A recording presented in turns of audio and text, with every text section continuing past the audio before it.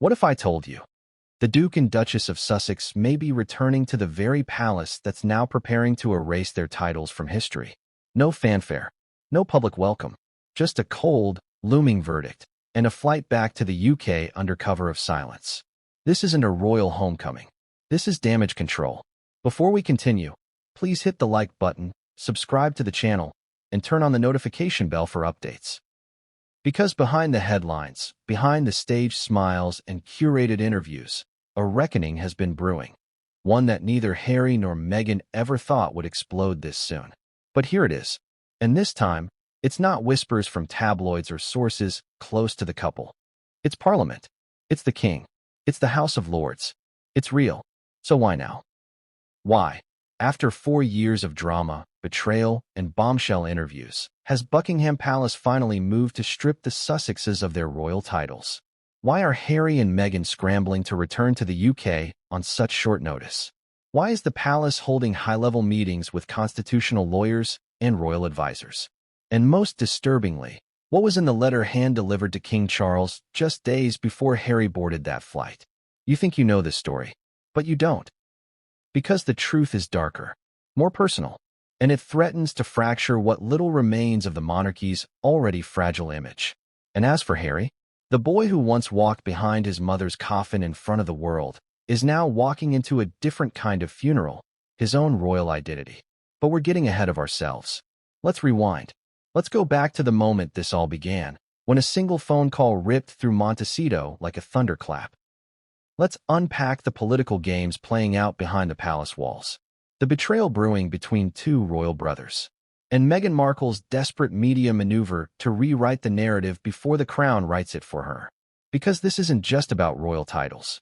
It's about control, legacy, and the billion-dollar question: what happens when you try to monetize the monarchy and the monarchy fights back? This is a story of ambition clashing with tradition, of a couple trying to have it both ways. Global celebrity and royal privilege, and a palace finally saying, enough. But let's pause for a moment. Why should you care? Why does this matter, beyond the gossip, the glamour, the headlines? Because this story isn't just about them. It's about power. It's about family. It's about what happens when the very institution that raised you turns against you. It's about the cost of walking away, and what it really means to come home. When home no longer wants you back. And for the British public, this is about accountability, respect, tradition. For the Sussexes, it's about survival. And for the crown, it's about sending a message, loud and clear. But here's the twist. The Sussexes thought they had more time. They thought they could control the narrative, manage the optics, leverage their global brand to stay ahead. They didn't expect the palace to strike so suddenly, so decisively, and with such cold precision. Now they're on a plane, coming back to the UK, not for a funeral, not for a royal engagement, not even for a last-minute Netflix shoot. They're coming back because the palace has made its move. And if they don't act fast, they'll lose everything. The Duke and Duchess of Sussex may soon just be Mr. and Mrs. Mountbatten Windsor. No titles, no status, no second chances. So how did we get here? What pushed King Charles, once so eager to maintain peace, into launching the most aggressive royal maneuver of his reign? And what role did Prince William play in all of this? Because make no mistake, this wasn't just a king's decision. This was coordinated, planned, and quietly supported by some of the most powerful forces in the British establishment. And while Harry and Meghan were posing on red carpets in Los Angeles, attending charity galas, and signing multi-million-dollar media deals, the palace was preparing for war. It started with whispers, a few murmurs from senior courtiers that the Sussex situation had become untenable, that the ongoing drama was eroding public trust, that Parliament was growing impatient with the crown's silence. Then came the letters, private, formal, and very, very serious. Letters discussing precedent, the removal of royal patronages, the constitutional implications of royal titles being used in commercial ventures. And finally, came the leak, a single memo, sent to a select group of legal advisors, made its way to the press.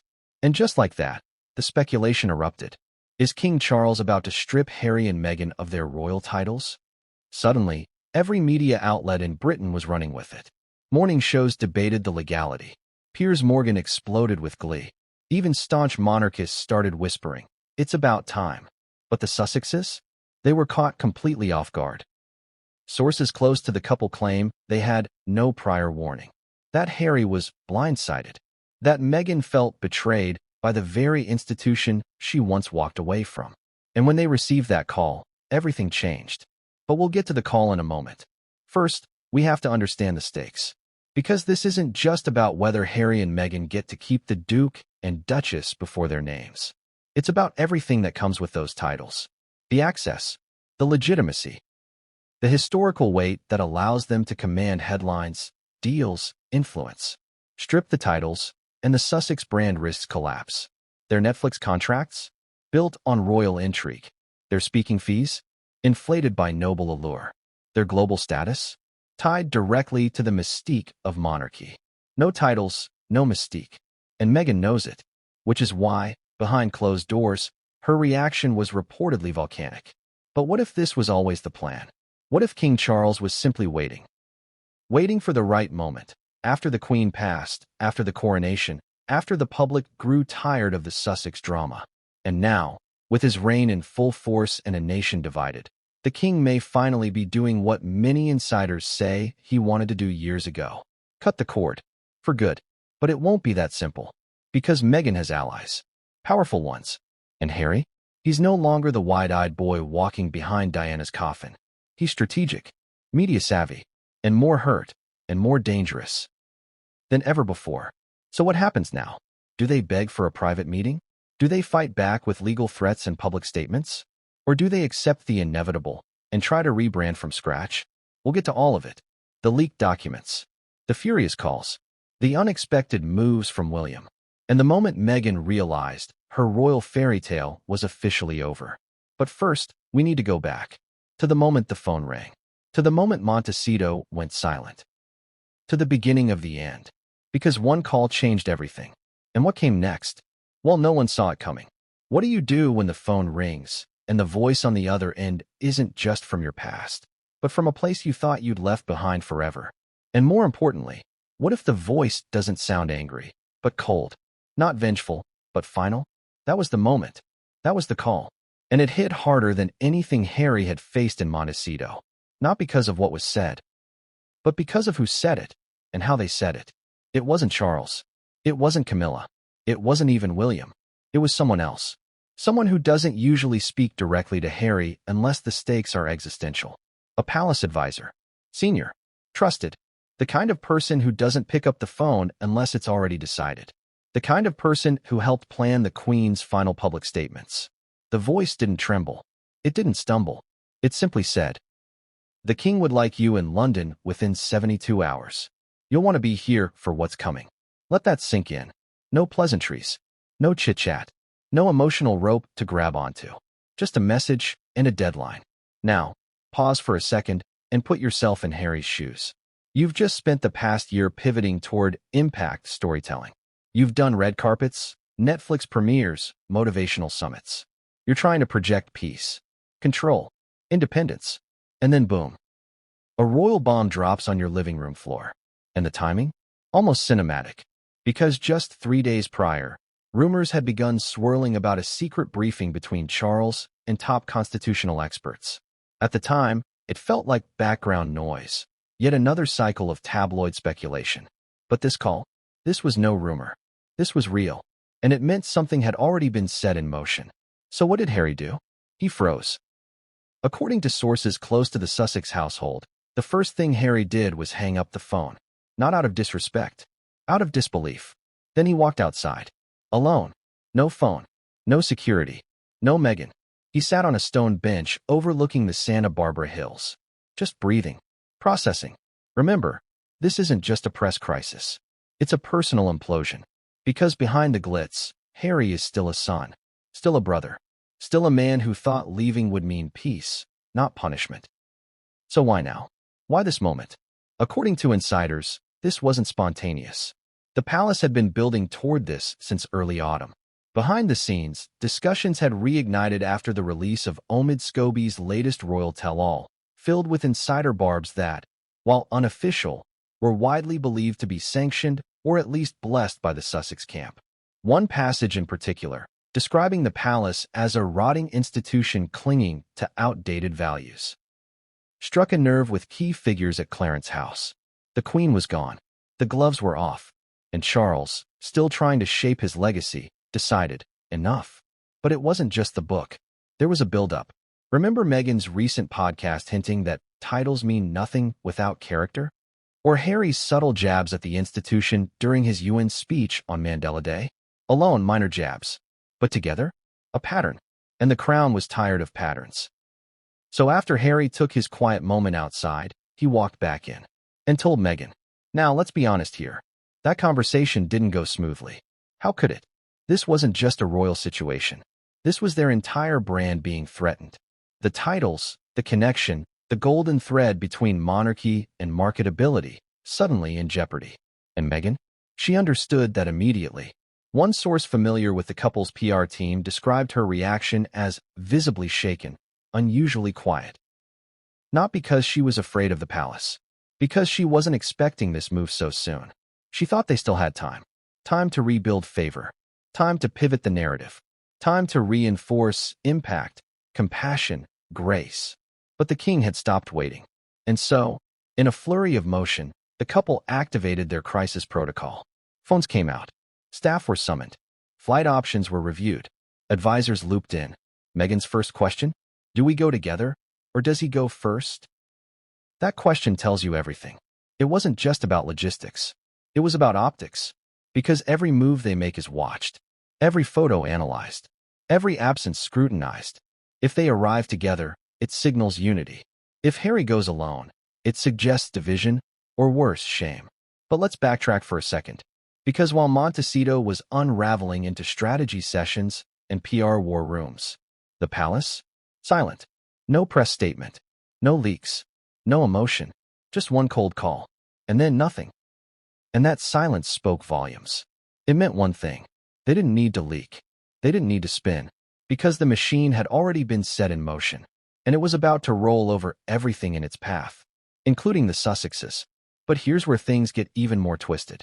Because while Meghan and Harry were debating departure schedules, something else happened. Something they didn't expect. Another call. But this one wasn't from the palace. It was from a journalist. A well-connected royal correspondent from a mainstream UK outlet. Not one of the tabloids, but a respectable broadsheet. And the message? Just giving you the courtesy. There's a leak. The story hits tomorrow morning. Front page. The palace is preparing to move on your titles. All three. Duke, Duchess, and HRH. Now imagine the double punch. First the call from the palace. Then this. No wonder the scramble turned manic. Meghan's team immediately reached out to their usual contacts in LA. Harry contacted a trusted legal advisor in London. Their head of security was asked to prepare for short-notice travel. Then came the third blow. A tip-off from a Tory MP. A message, reportedly sent via encrypted app, read, "The House is prepared to push it through if you don't respond quickly. The palace won't stop it this time." Let that settle for a moment. Not just a royal move, but a political one. The House of Lords. Parliament. Ready to act, publicly and permanently. And that's when it clicked for Meghan. This wasn't just a warning. This was an execution. So within 48 hours, they had their decision. They would fly back. Together. No public statement. No denial. Just 2 seats booked on a private jet from Santa Barbara Airport to London Heathrow. Estimated arrival, 7:42 a.m. local time. But before the wheels even left the runway, a bombshell detail emerged. Archie and Lilibet wouldn't be going. Why? Was it safety? Was it strategy? Or was it something else, something far more revealing? Because as the jet soared across the Atlantic, the speculation exploded. Why leave the children behind if this was just a meeting? Unless it wasn't just a meeting. Unless this trip was the beginning of a battle. And Meghan? Her team scrambled to prepare for every outcome. They drafted 3 versions of a statement: conciliatory, defensive, and explosive. Each one designed to drop within minutes of the palace's final move. And Harry? He remained silent. No public comment. No press appearances. No staged photo ops. Just one man, flying back to face the institution that made him, and now might unmake him. But what was waiting on the other side? Was this truly a conversation? Or had the Crown already decided? Because as the Sussex jet began its descent into Heathrow, the palace sent one final message. Not a call, not a letter, a silence. Complete, absolute, ominous silence. And that's when Harry knew. Whatever was about to happen, he was walking into it blind. How do you pack for war when the enemy is your own family, and the battlefield is a palace you once called home? That's the question Meghan Markle asked out loud. Half joking, half dead serious. Because as the Sussex household erupted into controlled chaos, time wasn't on their side. The phone call had come. The leak was confirmed. The jet was being prepped. And the clock was ticking. 48 hours. That's all they had to get their lives in order. But this wasn't a vacation. This wasn't a press tour. This was a royal reckoning. And what you pack for that says everything. Let's start with Meghan. According to staff familiar with the situation, she was hyper-focused. Not frantic, not unhinged, but surgical. She opened 3 suitcases herself. Not assistants, not stylists. Her hands. And the first thing she placed inside, a folder. Not clothes, not skincare, not jewelry. A matte black folder, unmarked, sealed, heavy with documents. Legal filings? Notes for the king? Private correspondence? Nobody knows. But it went into her bag first. Then came the wardrobe. Not red carpet. Not casual. Not overly royal. Every item was neutral. Creams. Beiges. Muted blues. No tiaras. No look-at-me statements. It was a visual strategy, quiet elegance. Diplomacy on a hanger. But here's where it gets interesting. Sources say Meghan packed 3 complete outfits labeled emergency statement. What does that mean? It means she was preparing for 3 possible endings. A peaceful resolution, a cold rejection, or a global PR war. 3 dresses, 3 tones, 3 messages, just in case. Now let's shift to Harry. He was quiet, distracted, pacing. According to insiders, he spent more time staring at old photos than packing clothes. A shot of him and William in matching uniforms at Sandhurst. A framed picture of his mother holding him outside St. Mary's Hospital. A black and white snap from the Queen's Silver Jubilee. He couldn't have been older than 5. But eventually, he packed 2. 1 military suit, 1 morning coat, and a casual outfit, nearly identical to what he wore for Diana's statue unveiling. Symbolic? Coincidence? Or a quiet message to his brother? Maybe all 3. But here's the emotional gut punch. Harry reportedly wrote a short note and left it on Archie's bedside table. Just 6 words. Back soon. Be brave. Love, Papa. It's unclear if Meghan did the same for Lilibet, but the decision was made. The children would stay behind. Too risky, too distracting, too emotional. And that decision? It hurt. Not because of the optics, but because of the message it sent. They weren't flying into a family reunion. They were flying into a storm. And children don't belong in storms. Now, let's talk about logistics. Because getting the Sussexes in and out of the UK unnoticed is no small feat. Their security detail, already on high alert, went into overdrive. 2 decoy vehicles were dispatched from Montecito to LAX. Another to a private resort in Santa Barbara. But the real movement? That happened quietly, just before dawn. A black SUV with deeply tinted windows pulled out of their estate. No police escort. No flashing lights. No PR team trailing behind. Just 2 figures in the back seat. And the weight of an entire monarchy on their shoulders. But the world wasn't fooled. Within hours, speculation was rampant. Royal correspondents began piecing it together. Why had Meghan canceled her podcast recording at the last minute? Why had Harry postponed his charity appearance in San Diego?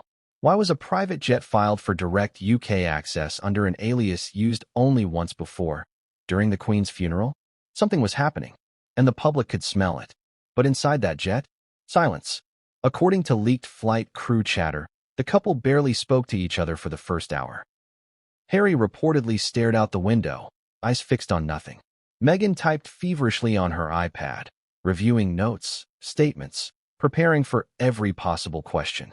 Because this wasn't just about surviving the palace's decision. It was about shaping what came next. If they were going to be stripped of their titles, then the narrative had to be theirs. But how do you control a narrative when the crown itself has turned its back? You pivot, you prepare, and you protect what's left. And that's where the real scramble began, not just packing clothes and documents, but packing power. Meghan made 3 strategic phone calls before boarding the jet. Her lawyer, to review constitutional grounds and title implications under UK law. Her publicist, to prepare 2 embargoed press releases with pre-cleared headlines. A US producer, rumored to be attached to her upcoming Impact docuseries, with a simple message, hold off. Timing just changed. She was closing ranks. Meanwhile, Harry made just 1 call. To his father. But it went to voicemail. And he didn't leave a message. Let that hang there for a moment. The Duke of Sussex, summoned to the UK, on the brink of losing everything. And he can't get through to his own father. Imagine that heartbreak. Or was it humiliation? You decide. Now here's where things get even more intense.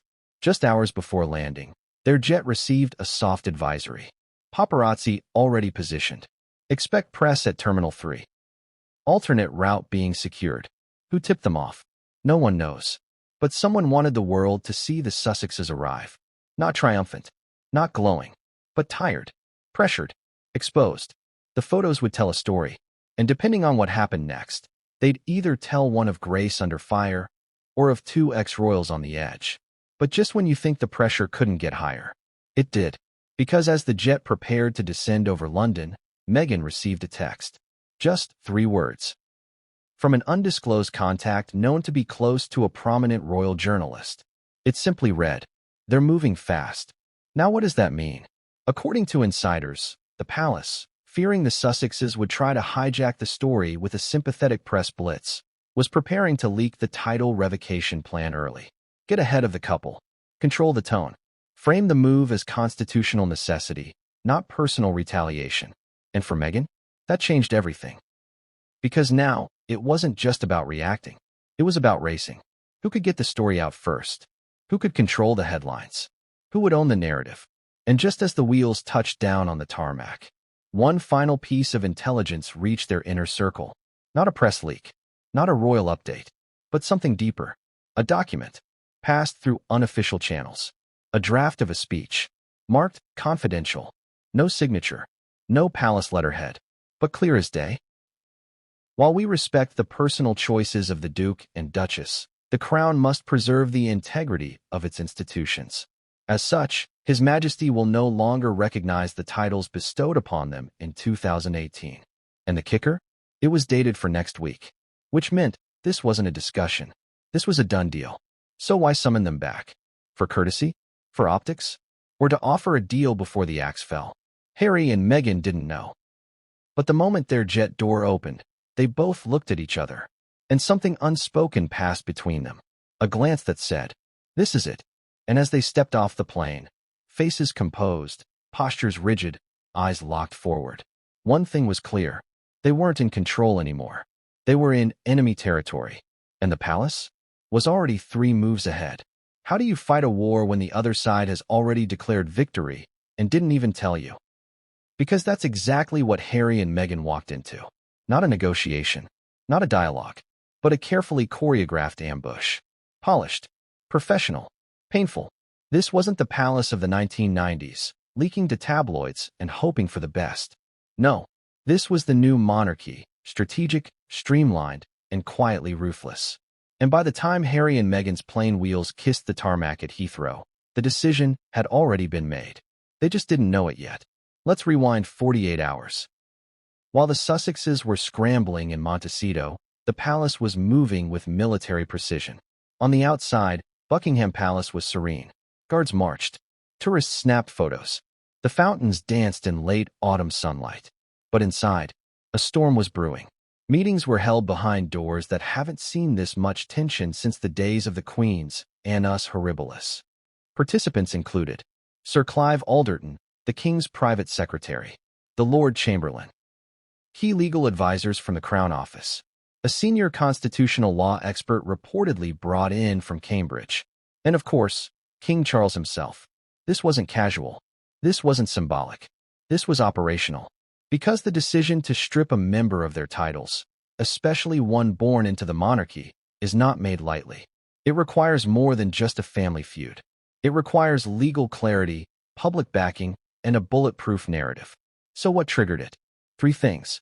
First, the release of Omid Scobie's new book, which included stinging claims about internal racism, favoritism, and cowardice inside the palace. Claims the public linked directly to Harry and Meghan. The king saw it as an escalation. The press called it Markle's revenge. And behind closed doors, William reportedly called it a declaration.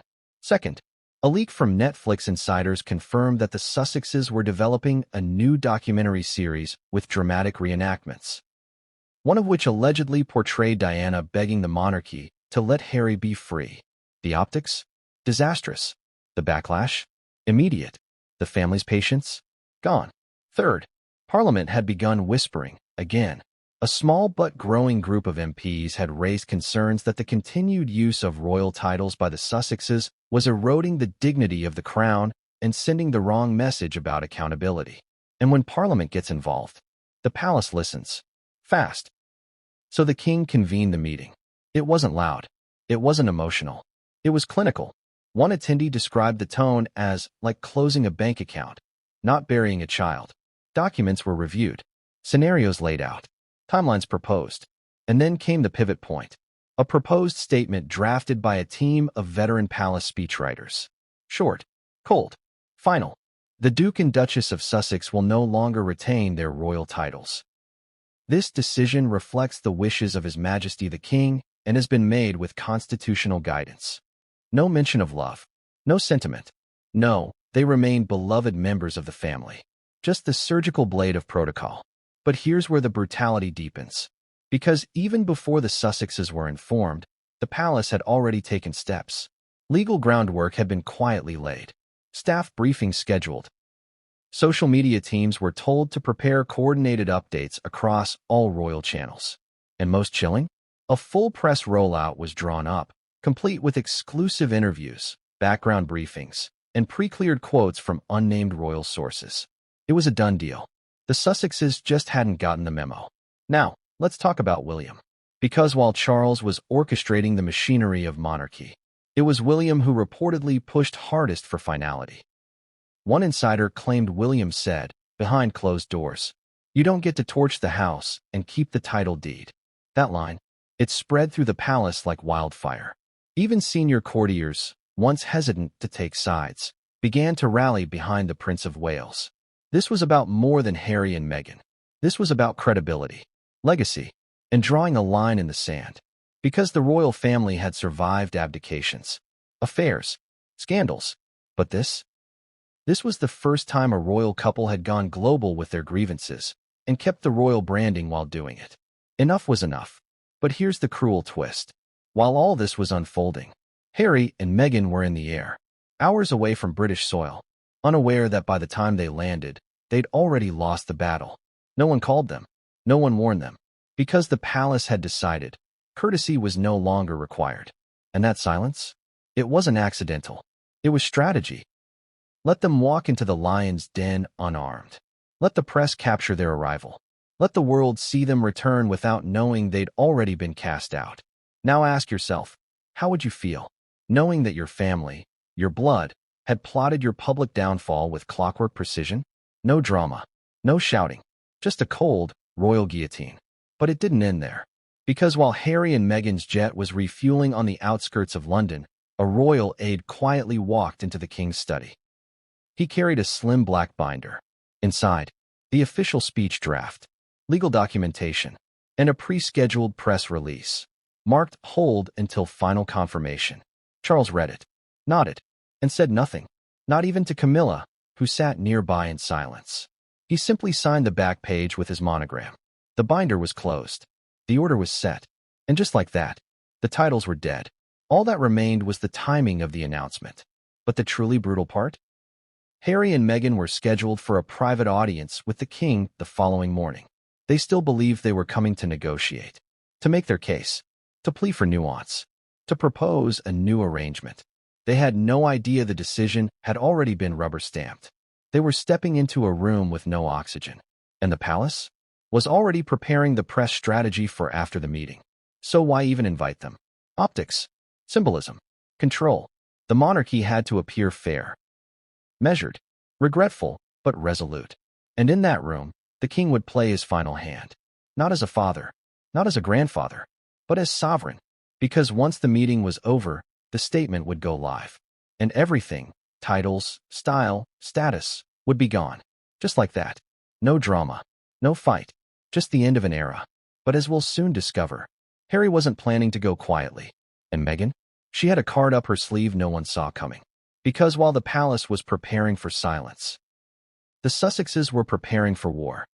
What if everything you built, your brand, your fortune, your identity, was tied to two words the crown could erase with a single stroke? That's the trap Harry and Meghan now found themselves in. Because these weren't just titles. They were power. Power that extended far beyond the palace gates. And now, that power was slipping. Fast. The moment King Charles signed off on the title revocation, the Sussexes lost more than just Duke and Duchess. They lost leverage, position, prestige, and potentially a fortune. Let's break it down. 1. Legal implications.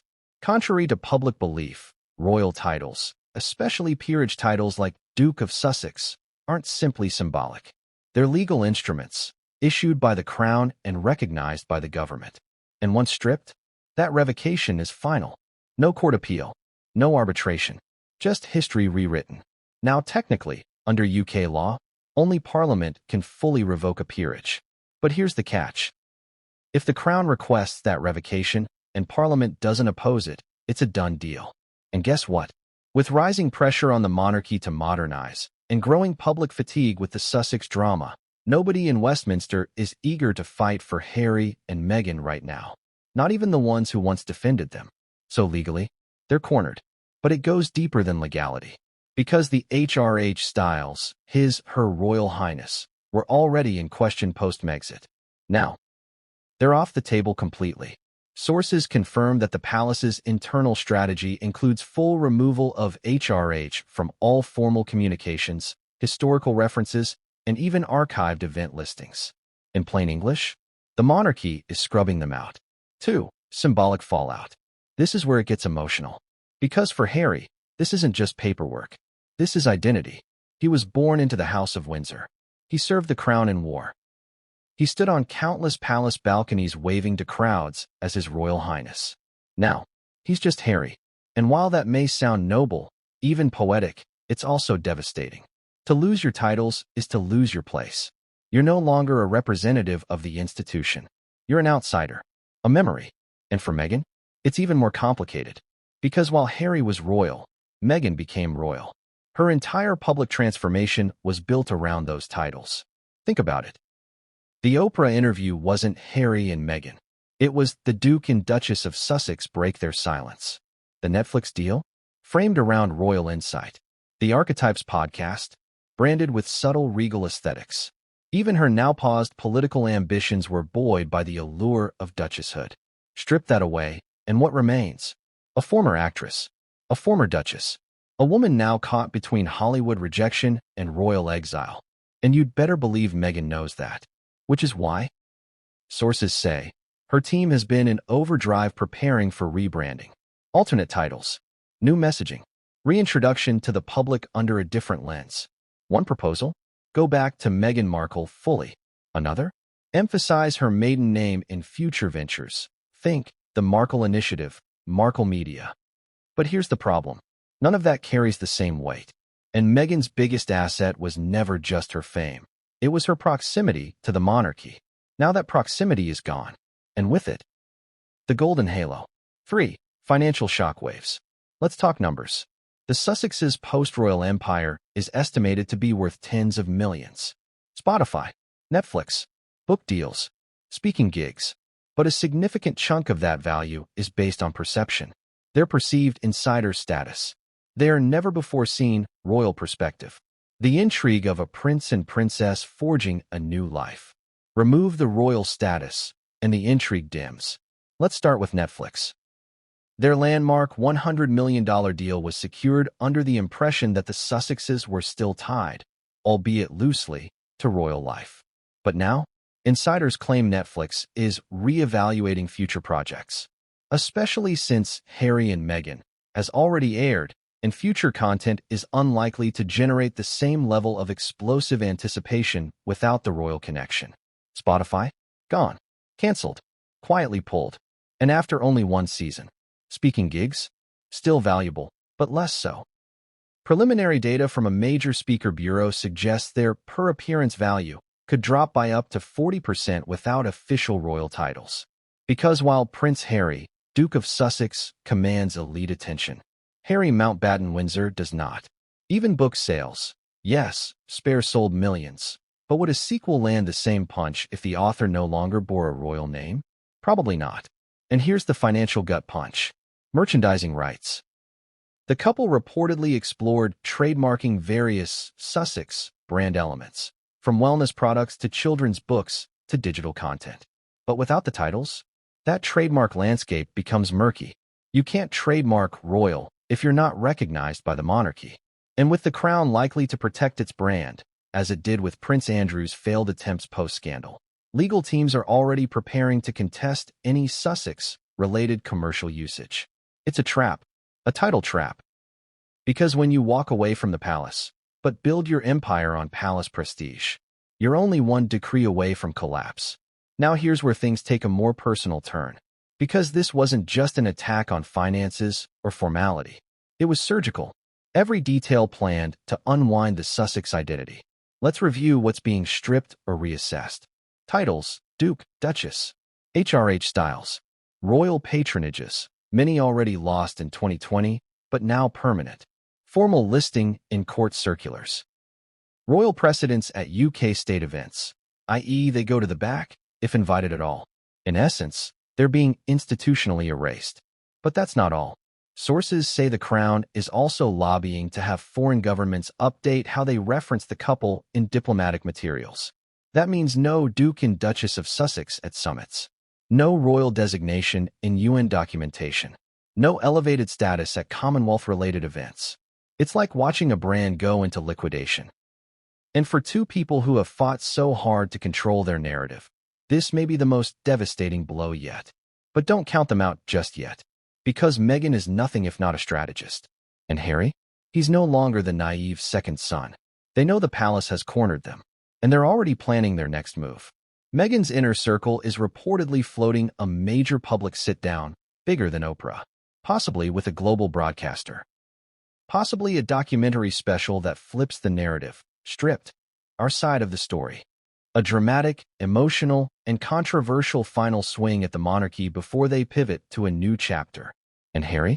Rumors swirl that he's penning a follow-up to Spare, one far more explicit, far more direct, and far more painful. One that names names, burns bridges, and buries secrets.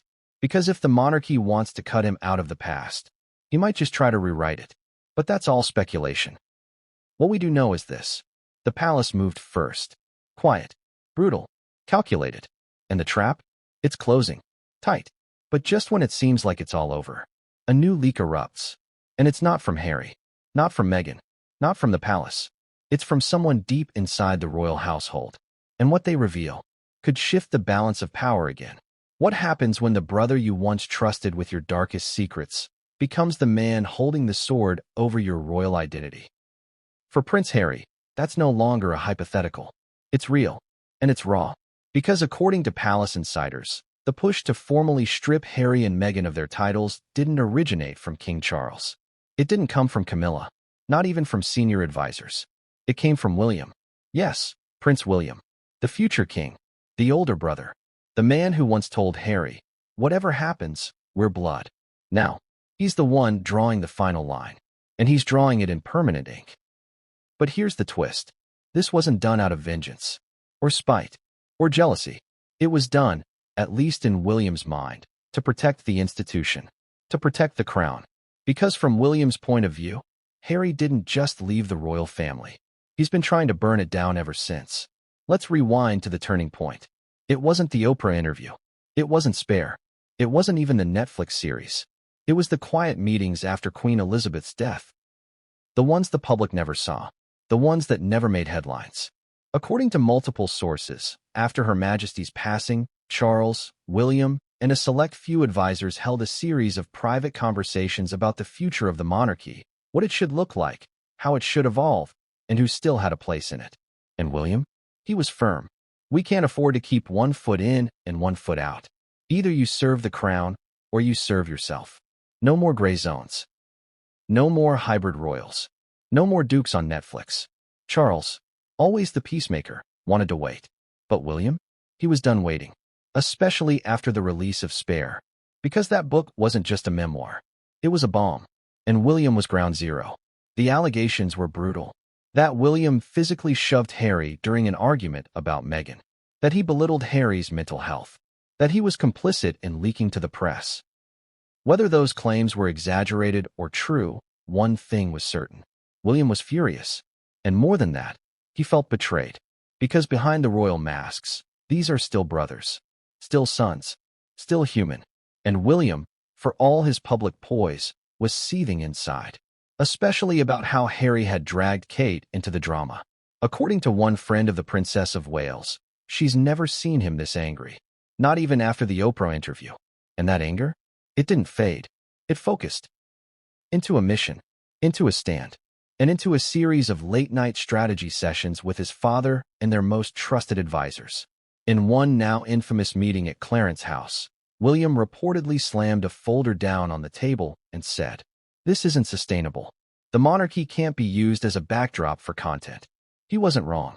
Harry and Meghan had built a global brand, yes. But it was a brand that leaned heavily on their royal status, their palace trauma, their ties to a system they publicly rejected. And for William, that was the final contradiction. You can't call it toxic and still use the titles. So he pushed. Hard. And eventually, Charles relented. Not because he wanted to punish Harry, but because William wouldn't let it go. Because the monarchy has always been about one thing, continuity. And William saw Harry as a threat to that. Not a sibling. A destabilizer. But here's where it gets even more emotionally complicated. Because while William stood his ground professionally, privately, he struggled. Behind the scenes, insiders say he had moments of real doubt. He'd look at old photos. He'd ask aides to pull up videos of the brothers during their royal tours. He even reread his speech from Harry's wedding, where he joked about finally welcoming the brother he never asked for, but always needed. But every time those feelings crept in, he'd return to one line. Protect the crown. And to William, protecting the crown now meant separating it entirely from Harry and Meghan. And he wasn't alone. The Prince of Wales reportedly rallied multiple key stakeholders to his cause, including the Lord Chamberlain, the private secretary to the Queen Consort, and surprisingly, Princess Anne, yes, and the famously no-nonsense royal. She reportedly said in one meeting, "We can't play both sides anymore. It weakens all of us." So now, with a coalition behind him and his father's reluctant approval, William had what he needed. He'd drawn the line. And Harry? He was about to walk straight into it. But the cruelty of it all? Harry didn't know. When he stepped off that plane, when he told Meghan, "Maybe we can fix this," he believed there was still time. He believed that the bond they once shared, the brotherhood, might soften the edges. He didn't know that William had already closed the door. In fact, according to leaked palace scheduling documents, William refused a private meeting with Harry during their London visit. Didn't even leave a window open. Just a single, impersonal message passed through a staff intermediary. "Best that we keep this formal." Formal. The word cut deeper than anything. Because formal meant no hug, no venting, no chance to hash it out. Just two brothers, now political opposites. And the public? They had no idea. Because even as the Sussexes slipped quietly into London, William was seen smiling at a charity event in Manchester, holding a baby, cracking jokes, projecting normalcy. But inside, he was ice, determined, unmoving. Because if Harry was the rebel prince, William was now the Iron Heir. So what's the takeaway here? Is William the villain? The cold-hearted royal enforcer? Or is he the protector? The man who stepped up when the crown needed clarity? That depends on your lens. But here's what we know for sure. This was personal, and political, and irreversible. William made his choice. And Harry? He was about to feel the full weight of it. But just as the Sussexes prepared for their royal meeting, an unexpected name reappeared. One Harry hadn't spoken to in years. One Meghan had specifically warned him to avoid. And when this person reached out, everything changed. Because not all allies stay buried. And not all enemies wear crowns. What do you do when the crown moves to erase you, and your own family slams the door shut? If you're Meghan Markle, you don't retreat. You reload. Because while Harry was spiraling, emotionally cornered by his brother's silence and the king's looming verdict, Meghan was already 3 steps ahead. Not emotionally, strategically, because when it comes to controlling the narrative, Meghan is no amateur. She knows perception is power, and silence, that's surrender. So as the walls of Buckingham Palace closed in, Meghan opened a different kind of war room. And this time, she wasn't playing defense. She was preparing for counterstrike. Let's set the scene. The moment they landed in London and checked into their secure location, a private residence just outside Kensington, reportedly arranged by a trusted friend, Meghan vanished from public view. No photos, no leaked selfies, no pap walk. But behind closed doors, the lights never went off. From the second their bags hit the floor, Meghan's PR machine roared to life. You see, long before she married into royalty, Meghan understood a fundamental truth of modern fame. You don't wait for the narrative. You own it. So while royal courtiers whispered about dignity and silence, Meghan was drafting headlines. Literally. One insider described the atmosphere in their temporary London base as a cross between a campaign war room and a media startup. Phones rang. Laptops buzzed. WhatsApp threads exploded with names, pitches, strategy. The goal? Stay ahead of the palace. Frame their own version of the story. And if necessary, launch first. Because if the Crown was preparing a cold, clinical title removal, then Meghan's team was preparing something far more cinematic. A story of betrayal. A woman erased. A family punished for choosing freedom. Sound familiar? It should. It's the same structure that sold Spare. The same rhythm behind Harry and Meghan. The same hook that captivated millions. Victim. Villain. Victory. And this time, Meghan was determined to write every line. Now let's break down her actual moves, because they weren't just emotional responses. They were tactical strikes. 1. Activating the media allies. Meghan's first move was to re-engage trusted media contacts, journalists, producers, influencers, and editors who had proven sympathetic in the past. We're talking names from major outlets in the US and UK, but especially platforms with female-forward, anti-institutional leanings. One leaked email pitch, never officially confirmed, but circulated widely among insiders, read, "What happens when the system you married into not only turns its back, but rewrites the rules to erase your existence?" Meghan Markle is preparing to break her silence again. A nuclear tease, carefully crafted, emotionally charged, legally safe. It didn't confirm the title news, but it lit a fuse. By the next morning, 3 major digital outlets had published speculative headlines. Is Meghan being erased? Inside the monarchy's latest power play, Meghan's revenge. Sources say Duchess is not going quietly. Mission accomplished. She had the world watching again. 2. Reaching out to strategic allies. The second move, even smarter. Sources confirm that Meghan quietly reached out to a handful of A-list friends. Most notably Oprah Winfrey, Serena Williams, and one prominent female U.S. politician whose name has been kept under wraps. Why? To lay groundwork. To rally quiet support. To signal to the press that she still had clout. Because here's the truth. Titles may be vanishing, but Meghan's Rolodex? Still gold. And that list of names? That's leverage. Imagine the press statement that never got published, but was prepared. Meghan Markle is overwhelmed by the love and support she's received from women around the world, including global leaders, activists, and close friends. She's reminded that her value was never in a title, but in her truth. Boom. A slap at the monarchy without ever naming names. But it gets more calculated. 3. Preparing a statement. 3 versions, 1 message. Insiders confirmed Meghan had 3 versions of a prepared public statement, depending on how the palace played its hand. A. Conciliatory version. Gracious, soft, focused on healing. Used if the palace offered a diplomatic path or kept things vague. B. Defensive version. Firm but composed. Framed the title loss as a mutual evolution. Used if the palace announced it publicly but respectfully. C. Aggressive version. No gloves.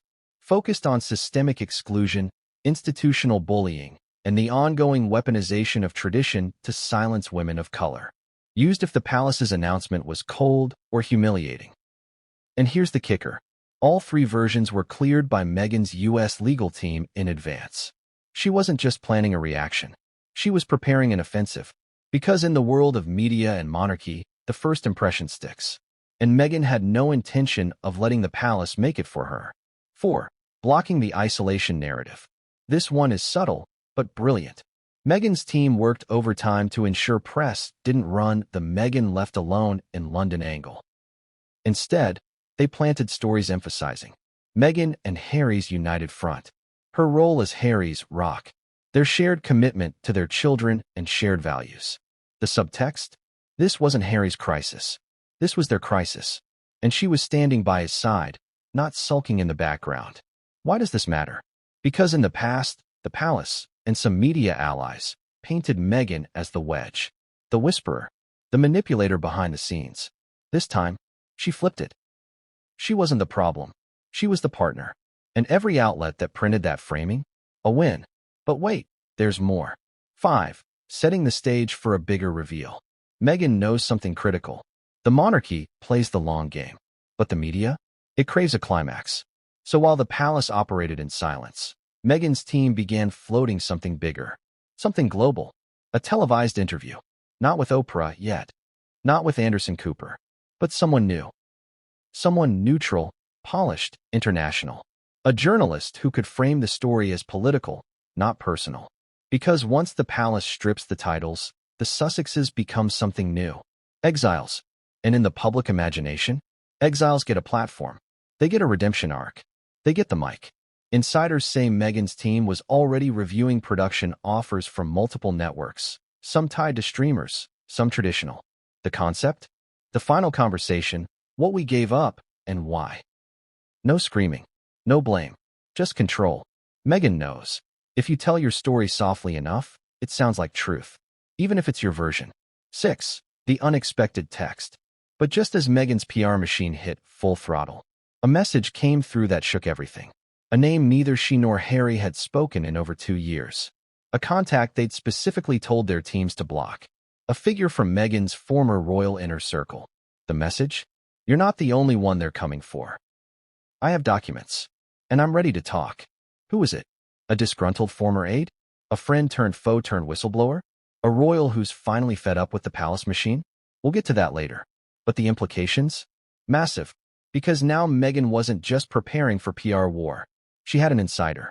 And that insider might just hold the receipts the palace fears most. But before she could respond, another message came through. This time not from an ally, but from a journalist. One who claimed to have seen the actual draft of the palace's announcement. And what it said would change everything. What does a father do when duty demands he cut off his own son? What does a king do when his own blood becomes a threat to the very institution he was born to protect? And what happens when both roles collide in the same man? That's the impossible equation Charles was forced to solve. Because the headlines might read, "The palace strips the Sussexes." But behind the curtain, this wasn't strategy. This wasn't political calculation. This was pain. Deep, personal, undeniable. For King Charles, the last few weeks had been a minefield. Every step forward cracked something beneath him. His image, his legacy, or his family. He was not just preparing to remove Harry's titles. He was preparing to sever the last formal thread between father and son. And whether the public saw it or not, it was eating him alive. Let's go back. The decision was on his desk. Signed. Sealed. Supported by Parliament. Strategically sound. Constitutionally valid. Even William stood behind it. But Charles? He hesitated. Why? Because this wasn't about logic. It was about loss. Remember, this is the man who once wrote bedtime stories for Harry in Balmoral, who walked with him through the ruins of Diana's death, who wept behind sunglasses at his son's wedding. And now, he was about to turn that same son into a royal civilian. Permanently. So what was the final straw? Sources close to the palace say the king had been wrestling with the decision since the Queen's funeral. He wanted peace. He wanted time. But time wasn't healing anything. In fact, it was making things worse. Every time Meghan gave a podcast interview, every time Harry gave a personal reflection on institutional failure, every time their Netflix series hinted at palace racism, coldness, or corruption, the crown took a hit. And Charles? He felt it. Not just politically, emotionally. Because for all the talk of him being soft, or slow to act. Charles has always cared about the dignity of the monarchy, the image, the tone, the institution itself. And now that institution was hemorrhaging from within, while his son stood center stage, holding the dagger. But it wasn't the Oprah interview that pushed him. It wasn't Spare. Not even the Sussex documentary. It was a letter, a private one, written to Charles by a former prime minister. Not publicly named, but heavily rumored to be someone with direct influence over Commonwealth diplomacy. The message was short, blunt, borderline threatening. Every day this ambiguity continues. The Crown's international standing suffers. Clarity is needed. Titles must reflect loyalty. That was it. Clarity. Loyalty. And just like that, the fire in Charles's belly began to burn again. Not because he wanted to punish Harry, but because he finally understood something devastating. Keeping the titles was no longer an act of kindness. It was an act of self-sabotage. So he made the call, not to Harry, but to Camilla, because if anyone could help him steal his resolve, it was her. She's known as the quiet power behind the throne. And in this moment, she was the steel in his spine. According to a senior courtier, Camilla told him, "You're not just a father anymore. You're the king, and the crown doesn't survive on sentiment." And with that, Charles gave the nod. But what happened next broke him, because the title revocation process doesn't just involve government paperwork. It involves a symbolic ritual behind palace doors, a ritual few outsiders know about. The removal of names from internal records, formal documents, honorary rolls. A slow, painful bureaucratic erasure. And on the day it began, Charles reportedly stayed in his study for over 5 hours. No meetings, no visitors, no calls, just silence. One aide said they heard classical music echoing from the corridor, something Charles rarely played during working hours. And when he emerged, his face was pale, his hands were shaking. But he said just one thing. It's done. Except it wasn't. Because even after the formal revocation process started, Charles agreed to one last meeting. With Harry, just the two of them. No Camilla, no aides, no advisors. One father, one son, and a mountain of pain between them. That meeting took place in a private drawing room inside Clarence's house, just hours after Harry and Meghan landed in London. And no one else was allowed in. Not even Meghan. According to one insider, the room was set with 2 chairs, a tea service, and a single folder on the table. The folder contained the draft of the public statement. Harry walked in. Charles stood. There was no hug, just a deep, heavy silence. And then, Charles said it. "I wanted you to hear it from me." Harry reportedly sat in silence for nearly a full minute, then said, "So that's it. I'm not your son anymore. I'm your liability." Charles shook his head, but he didn't deny it. Because in that moment, he wasn't just a father. He was the face of a 1,200-year-old institution. And that institution had no space left for rebellion. What happened next? No one knows for sure. Some say there were tears. Some say the conversation grew heated. Others say Harry stood up and left without another word. But here's what we do know. By nightfall, the final version of the palace statement was locked. Charles approved it. Camilla initialed it. And William was informed. The next morning at 8 a.m., the palace press office released a carefully worded message. His Majesty the King, with deep regret, has confirmed that the Duke and Duchess of Sussex will no longer hold or use royal titles or styles associated with their previous duties. This decision reflects the evolving relationship between the Crown and its family members who are no longer working royals. Short, neutral, surgical, and the world exploded. Media across the globe splashed headlines. Sussexes stripped of titles. Charles cuts off Harry and Meghan. Royal family closes the door for good. But inside Clarence's house, Charles sat alone, reading a letter. Not from William, not from Meghan, from Diana. A letter she wrote decades ago, framed in glass, hidden in a drawer, pulled out only on the hardest days. In it, she wrote, "Remember, Charles, their children first, before their princes, before their Windsors." And as he read those words, a tear fell. Because sometimes being king means choosing the crown over your heart. And sometimes that costs you everything. But just when Charles thought the storm had passed, a new leak rocked the monarchy. One that didn't come from the palace, or the Sussexes, but from an unexpected royal ally. With proof. How do you pack for war when the enemy is your own family? And the battlefield is a palace you once called home. That's the question Meghan Markle asked out loud. Half joking, half dead serious. Because as the Sussex household erupted into controlled chaos, time wasn't on their side. The phone call had come. The leak was confirmed. The jet was being prepped. And the clock was ticking. 48 hours. That's all they had to get their lives in order. But this wasn't a vacation. This wasn't a press tour. This was a royal reckoning. And what you pack for that says everything. Let's start with Meghan. According to staff familiar with the situation, she was hyper-focused. Not frantic, not unhinged, but surgical. She opened 3 suitcases herself. Not assistants, not stylists. Her hands. And the first thing she placed inside? A folder. Not clothes, not skincare, not jewelry. A matte black folder, unmarked, sealed, heavy with documents. Legal filings? Notes for the king? Private correspondence? Nobody knows. But it went into her bag first. Then came the wardrobe. Not red carpet. Not casual. Not overly royal. Every item was neutral. Creams. Beiges. Muted blue.